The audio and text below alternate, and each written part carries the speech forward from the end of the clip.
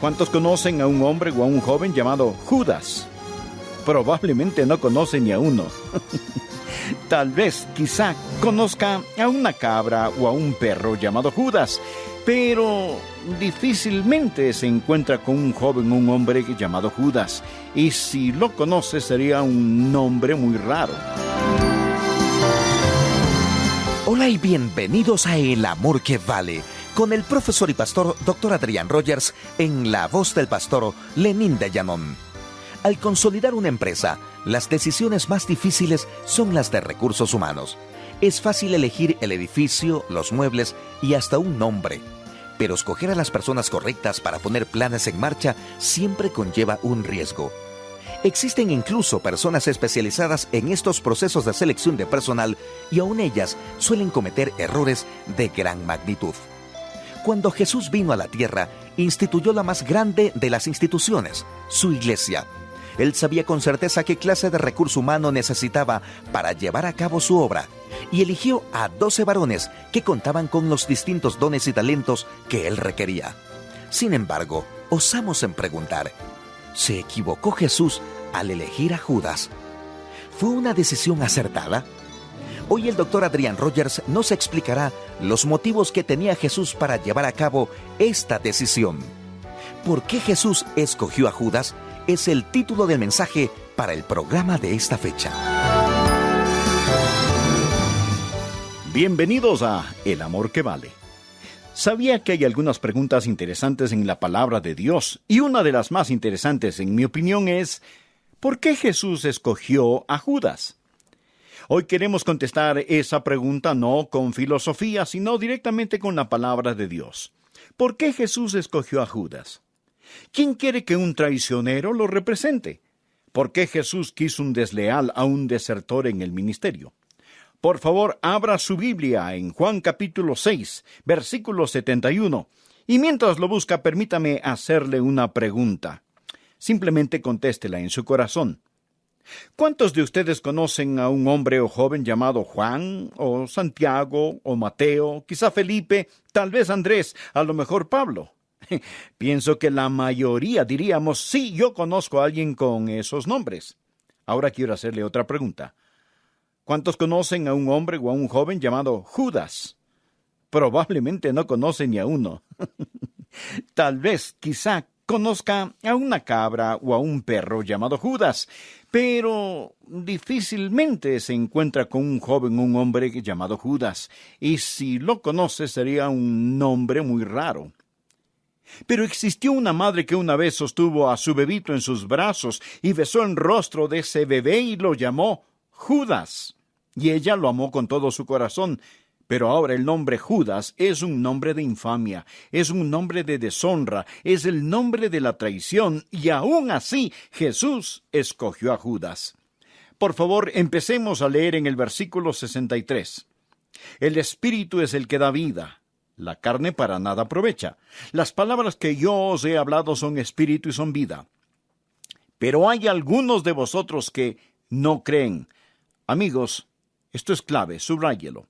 Pero hay algunos de vosotros que no creen, porque Jesús sabía desde el principio quiénes eran los que no creían y quién le había de entregar. Y dijo, por eso os he dicho que ninguno puede venir a mí si no le fuere dado del Padre.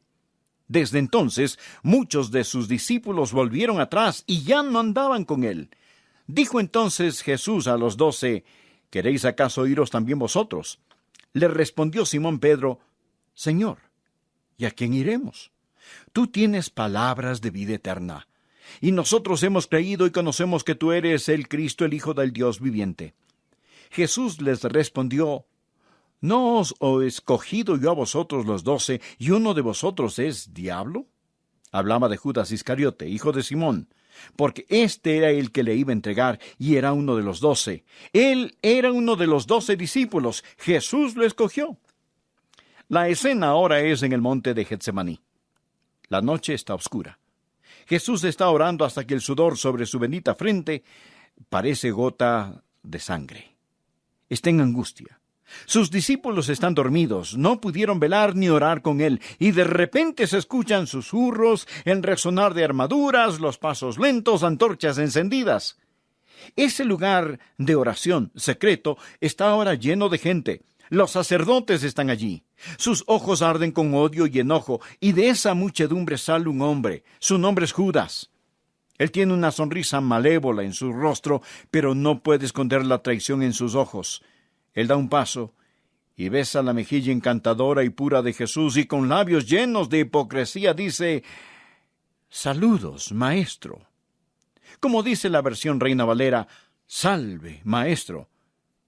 Y ese beso debió haber quemado como un carbón del infierno, porque era el beso de la traición, de la muerte. ¿Fue todo esto una sorpresa para Jesús? Es decir, Jesús escogió a este hombre. ¿Era Jesús un mal juez del carácter humano? ¿Cometió un error? Amigo, él nunca cometió un error. La Biblia dice: bien lo ha hecho todo. Él sabía exactamente a plenitud lo que estaba haciendo cuando escogió a Judas. Entonces, ¿por qué lo escogió? ¿Por qué puso a un traidor en el ministerio? ¿Por qué querría que un sucio delator lo representara? Son buenas preguntas. Y creo que tienen una buena respuesta, y pienso que usted va a encontrar hoy, como en toda la Escritura, va a encontrar en la respuesta una palabra de advertencia, va a encontrar en la respuesta una palabra de seguridad y una palabra de consuelo. Deseo compartir con usted hoy 4 pensamientos. Primero, quiero que usted vea la lección acerca de la hipocresía religiosa. La hipocresía religiosa y la necesidad de la verdadera salvación. Por favor, leamos el versículo 64. Pero hay algunos de vosotros que no creen, porque Jesús sabía desde el principio quiénes eran los que no creían y quién le había de entregar. A propósito, al mirar las congregaciones, Jesús sabe perfectamente quiénes son los verdaderos creyentes. Él sabe la diferencia. Hay algunos de ustedes que nos escuchan, que llevan a cabo todos los rituales. Ustedes se ven como todos los demás, pero hay una línea que divide a las personas de hoy: los que creen y los que no creen. Él no está hablando del creer intelectual. La palabra creer aquí significa confiar de todo corazón. Jesús supo quién confiaba en Él y Jesús sabía quién no confiaba en Él. Si usted no confía en Él, usted no es salvo, porque la Biblia dice en Hechos capítulo 16 y versículo 31, cree en el Señor Jesucristo y será salvo. Escuche cuidadosamente, porque esta es la palabra de advertencia. Porque hay muchos que están exactamente en la misma posición que estaba Judas. Verá, Judas tenía buena apariencia. De hecho, aparentaba ser como los demás. Si usted lo hubiera visto, habría dicho: «¡Ah, qué gran tipo es este Judas!». Por ejemplo, él tenía la asociación correcta. ¿No estaba acaso codeándose con los otros 11? Esa es una muy buena compañía. Él era uno de los amigos íntimos del grupo de Jesús. Jesús los llamó amigo. Él pasó 3 años y medio en el mejor seminario del mundo, estudiando con el Señor Jesucristo, aprendiendo los hechos, oyendo a Jesucristo hablar. ¡Qué asociación tan buena tenía este hombre! Y le diré que no solo tenía la asociación correcta, él también tenía una muy buena reputación. Cuando Jesús estaba en la última cena y dijo: «Uno de ustedes va a traicionarme», los discípulos no respondieron: «Oh, yo sé quién es, debe ser Judas». No. La verdad del caso era que si ellos llegaron a pensar en quién podría ser, probablemente pensaron que era Pedro. Jesús dijo: «Uno de vosotros me va a entregar». Y ellos contestaron: «¿Soy yo, Señor?». Permítame decirle cuánto confiaban en Judas. ¿Sabe qué trabajo tenía Judas? Judas era el tesorero. Él era el tesorero de ese pequeño grupito. La Biblia dice que él tenía la bolsa, o sea, él era el hombre que tenía la bolsa con el dinero. ¿A quién hace usted tesorero? ¿A quién nombra tesorero? A la persona que tiene la mayor apariencia externa de integridad, al que respeta más. Además, él tenía la participación correcta. Él era un obrero. Él salió con los otros cuando iban a enseñar, a predicar y a hacer lo bueno. Él estaba en medio del grupo participando. Tenemos que vivir en alguna parte, en el cielo o en el infierno, para siempre. Y Jesús escogió a Judas, pienso que para ayudarnos a entender la hipocresía religiosa y la necesidad de la verdadera salvación. Jesús sabía quiénes eran los que no creían.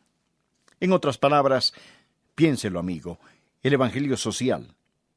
¿De qué sirve si un hombre ha sido educado en una escuela progresiva? ¿De qué sirve si él viste con ropa lujosa? ¿De qué sirve si se alimenta con comida enriquecida con vitaminas? ¿De qué sirve si se le entierra en un bello cementerio, un lindo parque memorial? ¿De qué sirve si él debe resucitar en el juicio y debe comparecer ante un Dios que no conoce? No me opongo a estas cosas. Debemos hacer todo lo posible por aliviar el dolor humano, pero que Dios nos perdone si fracasamos en predicar el Evangelio glorioso de nuestro Señor y Salvador Jesucristo. El segundo punto que deseo que usted aprenda, no solo una lección acerca de la hipocresía religiosa y la necesidad de la salvación, sino también hay una lección que involucra la soberanía divina y la fiabilidad de la Escritura. La soberanía divina.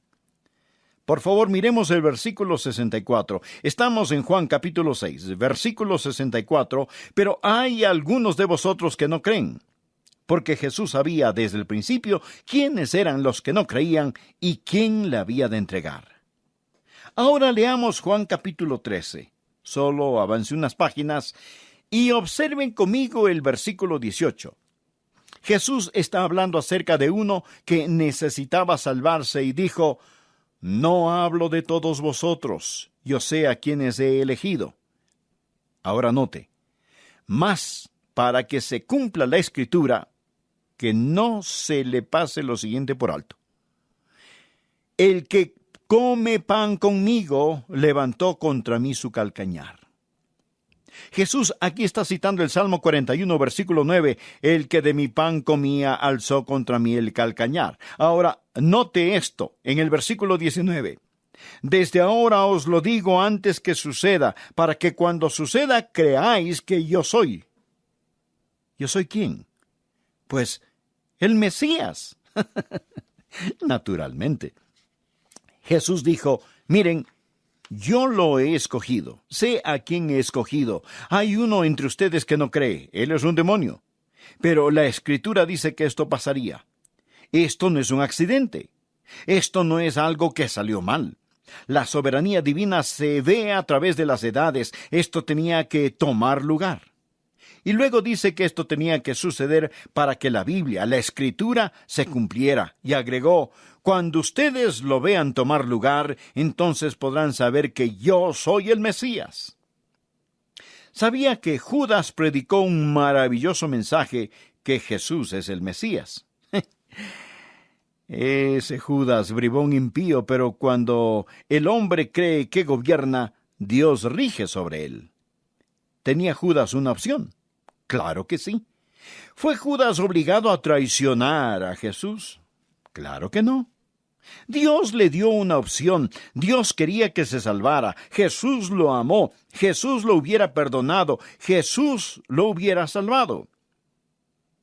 Y algunos dirán, si eso es verdad, entonces, como se profetizó, lo que él haría, eso significa que Judas no tenía ninguna opción. Oh, sí. Él tenía sus opciones, claro que sí. ¿Piensa usted que Dios lo creó cojo y luego lo culpó por cojear? No. Permítame explicarlo. Lo que nosotros vemos es un punto a la vez. Dios ve todo a la vez. ¿Sabía que hay algo que Dios no puede hacer y es aprender algo?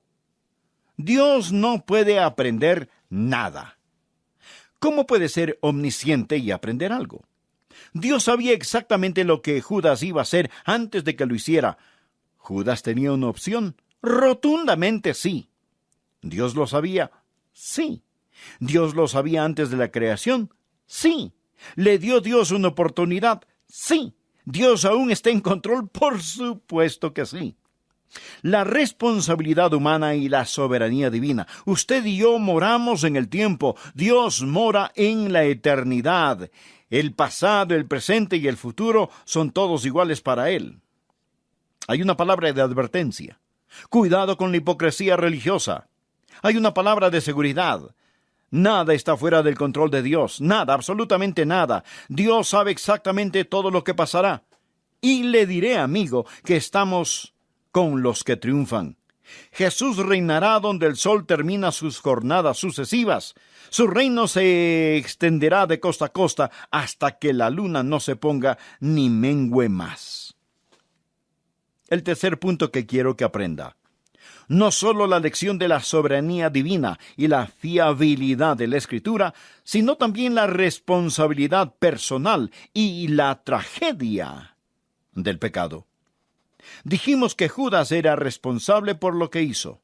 Él no era un robot. Nadie le obligó a que hiciera eso. La Biblia nos dice claramente que Judas era un ladrón. Regresemos a Juan, capítulo 6, versículo 64. Pero hay algunos de vosotros que no creen, porque Jesús sabía desde el principio quiénes eran los que no creían. Ahora leamos los versículos 70 y 71. Jesús les respondió: ¿No os he escogido yo a vosotros los 12, y uno de vosotros es diablo? Hablaba de Judas Iscariote, hijo de Simón, porque este era el que le iba a entregar y era uno de los 12. Judas era un ladrón, traicionó al Señor Jesús, lo vendió por 30 monedas de plata. El pecado lo engañó. Después de que entendió lo que él había hecho, la Biblia dice que fue a los principales sacerdotes y a los ancianos y les devolvió las monedas y les dijo: yo he pecado entregando sangre inocente. Su acto permanecía en su mente como un velo de muerte.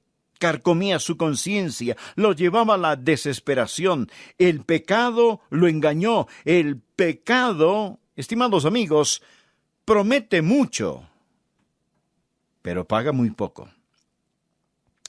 Sabroso es al hombre el pan de mentira, pero después su boca será llena de cascajo, dice la palabra de Dios. Su pecado lo engañó y el pecado lo engañará, pero Dios le dio una opción a Judas. Dios sabía qué escogería, mas no obstante, él tenía una opción y fracasó. Él murió y fue al infierno. Él fue a su propio lugar. El pecado lo engañó, el pecado lo destruyó, el pecado lo condenó. Por último, quiero que veamos en los pocos minutos que nos quedan no solo la tragedia del pecado, sino también la seguridad del creyente. Sabe, de vez en cuando alguien me dice: Pastor Rogers, una de las razones por la que yo no puedo creer en la seguridad eterna de la salvación es por el caso de Judas. Judas perdió su salvación. ¿Ha estado escuchando, amigo? Judas nunca tuvo la salvación. Judas nunca se salvó. Y si nunca se salvó, por lo tanto, ¿cómo pudo haber perdido su salvación? La Biblia dice en el versículo 64, Jesús sabía desde el principio quiénes eran los que no creían. Existe una gran diferencia entre Judas y Simón Pedro. Por favor, mire el versículo 67. Dijo entonces Jesús a los 12, ¿queréis acaso iros también vosotros? Le respondió Simón Pedro, Señor, ¿a quién iremos? Tú tienes palabras de vida eterna. Amigos, ahora escuchen. Continúa hablando Simón Pedro. Y nosotros hemos creído y conocemos que tú eres el Cristo, el Hijo del Dios viviente. Había dos categorías ese día. Judas, exteriormente religioso, pero nunca había tenido un nuevo nacimiento, no había nacido de nuevo. Y Simón Pedro, ordinario, impulsivo, pero creía. Y Dios lo guardó.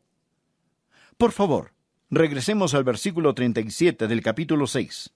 Versículo 37. Dice así: todo lo que el Padre me da vendrá a mí. Y al que a mí viene, ahora escuche lo que sigue, al que a mí viene, no le echo fuera. ¿No es esto maravilloso? Por supuesto que sí. Muy bien, ahora leamos el versículo 47, por favor. De cierto os digo, el que cree en mí. Recuerde que Judas no creía. De cierto os digo, el que cree en mí tiene vida eterna. Yo soy el pan de vida. Vuestros padres comieron el maná en el desierto y murieron. Este es el pan que desciende del cielo para que el que de él come no muera. Permítame decirle algo, estimado amigo. Usted necesita poner su fe donde Dios ha puesto sus pecados. En Jesús. En Jesús. Claramente, simplemente, maravillosamente, gloriosamente, la Biblia dice, cree en el Señor Jesucristo y serás salvo. Amigo, antes de terminar quiero decirle estas palabras. Si no es salvo, usted está en la misma categoría que el religioso Judas. Hay solo dos categorías de personas en el mundo: las que son salvas y las perdidas. En Mateo 12, versículo 30, Jesús dijo, el que no es conmigo, contra mí es, y el que conmigo no recoge, desparrama. Por lo tanto, entregue su corazón a Jesús, Él lo salvará y lo mantendrá salvo. Y haga una sencilla oración. Ore de la siguiente manera: Señor Jesús, gracias por morir en mi lugar. Soy pecador. Perdóname, Señor. Te recibo por medio de la fe como mi Salvador y mi Señor personal. Hoy recibo el regalo de la vida eterna, que mediante la gracia que me ofreces, la acepto. Gracias, Señor Jesús, por salvarme. Amén.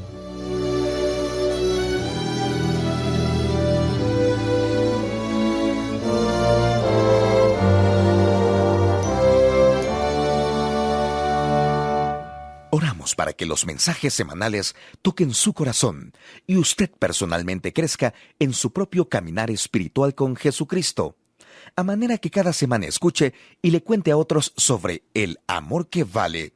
Así se esparcirá el mensaje de que Dios nos amó tanto, que envió a Jesucristo su Hijo a morir por nuestros pecados y que por medio de la fe en Él somos salvos por la eternidad. No por obras, mas por la amorosa gracia de Dios. Recuerde, el amor de Dios en Cristo es el amor que vale. Amigo o amiga, si usted escuchó este mensaje, escríbanos y a vuelta de correo le enviaremos gratis el folleto El Cristianismo Auténtico.